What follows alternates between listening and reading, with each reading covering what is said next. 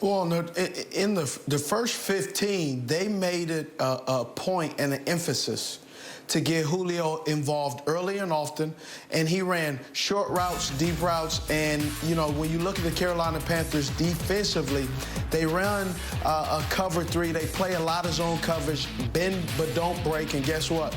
You went broke trying not to cover Julio, and there were times where they just got in trouble. Julio did a fantastic job. He can say he's, you know, feeling good, but even a non-100% Julio Jones is better than 100% other wide receivers, and Julio Jones did his thing. He was all over the field. When Calvin Ridley went out, you can tell that he just put all the burden on his shoulders, and he did a fantastic job. And as a former Carolina Panther, it was tough to watch because you already knew they were throwing it to 11. Let's cover them, please. Steve, he got 300 yards on the Carolina Panthers one year. I think 2016, 17, one of those just three. I'm sorry, I'm going to take my earpiece out. I can't hear you. Yards. Okay, don't take your earpiece off. Don't take your. But listen, you can see they were clearly afraid of that speed. They backed off and gave them every opportunity to make plays in front of them. And that's what makes it. Matt Ryan talked about it right here, especially when they get that play action going, when they have that run game going. We talked about it in pregame. We talked about what made Atlanta special when Kyle Shanahan was running this team. It was the way they ran the football and then set up play action and would find Julio Jones, man. He's just an incredible player. He can beat you deep. He's fast. He can handle the intermediate area. Most fast guys don't like roaming in that area, but Julio Jones, he's big and he's good enough to do just that. And he did it tonight to the tune of another 125-plus yards game.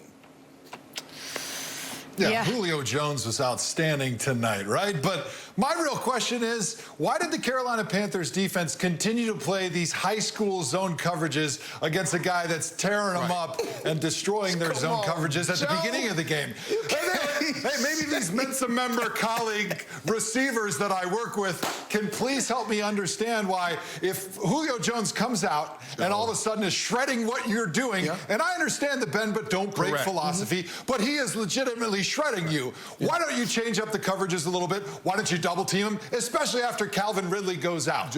Calvin Ridley's not there anymore. Now you've got extra guys in coverage that can go over and cover Julio. Make him beat you with one of these arms. Don't let Michael Irvin's favorite guy in the entire history of the world, including all of his family members, Julio Jones, beat you the entire night.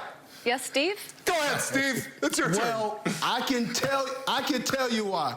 You said shredded, and since this is Thursday, you know, LeBron says Taco Tuesday, shredded chicken, tostada Thursday, and his name was Dante Jackson for 125 yards. That's why. Sometimes you just got to decide, right? There was a girl that went to the Three Little Bears, and she decided, hey, do I want this porch? Do I want that one? Or do I want this one? Well, he took number 26 porch. It was just right, and that's what happened. Tostada Thursdays with shredded chicken. That's what happened. Well, since we're in Charlotte, it should be shredded pork shoulder, Steve. I'm just going to correct you on that one, but go ahead, Colleen. All right. So can be the common thing around here, coming up short. So, you know, we get this weekend off. We're at the midpoint of the season. I think it's a good time for us to just reflect, see some of the things we've done well this first half of the season, see what we need to improve on. You know, a game like today, you know that, you're going to get a team's best. They know us well. We knew them well. We just came up short. So, they played a good game today. Obviously, we like to finish with points. But hats off to those guys. First career loss there to the Falcons for Teddy Bridgewater.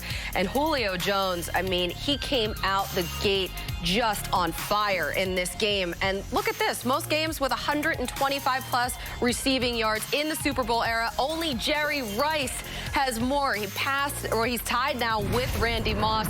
So a big night for him. He was 7 for 137 in this one. So, Steve, what did you see from Julio in this game, especially? I mean, right now, we got Joe Thomas, Steve Smith Sr., and Michael Irvin. Hey, here they are. And everybody, we have a game to break down here in the NFC South. We thought it could go one way. It ended up going the Falcons' way. So here we go. Let's take a look at what happened in Charlotte. Mike Davis with the clown suit, looking very festive. Julio Jones, he was festive on the field tonight, especially in this first quarter. He did not play against the Panthers in Week 5. And in the first quarter here, like I said, Julio Jones, I mean, just look at the total yards, 85 to 68 there. Now, Curtis Samuel, let's talk about him. Came into the game with 1 rushing touchdown on the season. First quarter, Panthers ball, and Curtis Samuel rushes for the 12-yard touchdown. That's back-to-back weeks with a rushing score. Second quarter here, Panthers, they run the flea flicker with Teddy Bridgewater, and he hits Curtis Samuel for the 29-yard touchdown, Steve. Oh, my God. You know, it's a great play design. Most times they do in and out, but they did a cross kind of a Dino route. Yep, and Pretty here, good play calling right here, and then you got Matt Ryan. Matt Ryan showing his wheels. Matty Ice. 13-yard touchdown there, so the Falcons would lead 16-14. Calvin Ridley left the game there with an ankle injury. Now we go to Teddy Bridgewater on the other side of things. He would take a rough hit in the third quarter there by Chris Harris. Yeah, so Harris would be ejected there. He would be looked at on the sideline, but he would come back into the game for the Panthers to finish things out, especially on that final drive where we thought that they could possibly have that comeback. Now, let's go to the fourth quarter. And Falcons ball leading 19-17. Matt Ryan hits Julio Jones 9 yards. The Panthers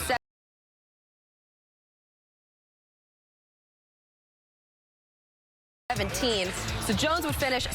Gurley rushes in for the 3-yard touchdown, as we alluded to at the top of the show. Falcons lead 25-17. On the extra point, though, Young Wei Koo, come on, he misses. So the Falcons, they let the Panthers hang around. They keep it a 1-score game. Then Matt Ryan pitches to Todd Gurley, and he rushes for 5 yards. Goes out of bounds to stop the clock. That's a huge mental error there. So next Panthers possession, Teddy Bridgewater back in at quarterback.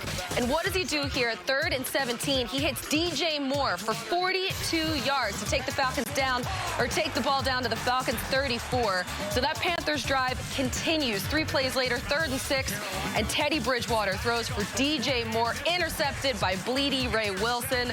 So the Falcons go on to win it 25-17. Here's Teddy Bridgewater. Can't be happy after this one. Tough loss.